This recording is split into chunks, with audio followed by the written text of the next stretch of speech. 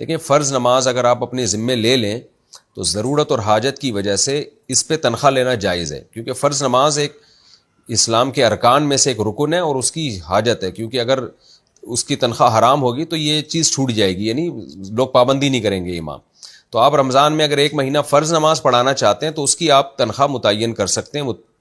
یعنی متعین تنخواہ. لیکن تراویح کی اجرت لینا بالکل ناجائز ہے، کیونکہ تراویح ایک نفل نماز ہے، سنت موقدہ، جماعت اس کی سنت موقدہ ہے، لیکن موقدہ علی الکفایہ ہے، یعنی سب پہ تراویح کی جماعت سے نماز پڑھنا کوئی لازم نہیں ہے، موقدہ بھی نہیں ہے، افضل ہے، اور قرآن سنا جاتا ہے اس میں. تو تراویح کی اجرت بالکل ناجائز ہے، اس لیے کہ کیونکہ یہ تو جماعت سے پڑھنا لازم ہی نہیں ہے نا، کوئی امام نہ ملے تو اکیلے پڑھ لو بھائی. اور اس میں جو اجرت بھی لی جاتی ہے قرآن سنانے کی، تو قرآن کی تلاوت کی اجرت بھی حرام ہے، اس میں تو پوری نماز ہے، پورا ایک پراپر ٹائم دے رہے ہیں آپ، یہاں تو آپ تلاوت کی گویا اجرت لے رہے ہیں. تو اس لیے اس میں جتنے بھی بڑے بڑے فتاوی ہیں، جتنے بھی بڑے بڑے دارالفتہ ہیں، دارالعلوم دیوبند ہے، بنوری ٹاؤن ہے، جامعۃ الرشید ہے،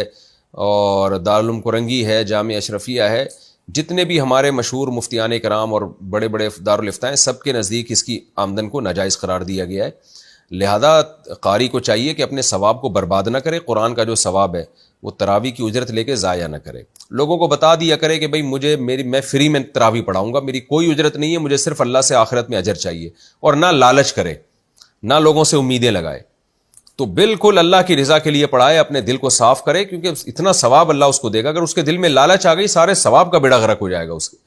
پھر اگر کوئی اپنی خوشی سے کوئی ہدیہ دے دے تو اس پہ تو اللہ کی طرف سے کوئی پابندی نہیں ہے، لیکن یہ دل میں ہرگز نیت نہ کرے اور لالچ بھی نہ کرے اس کی.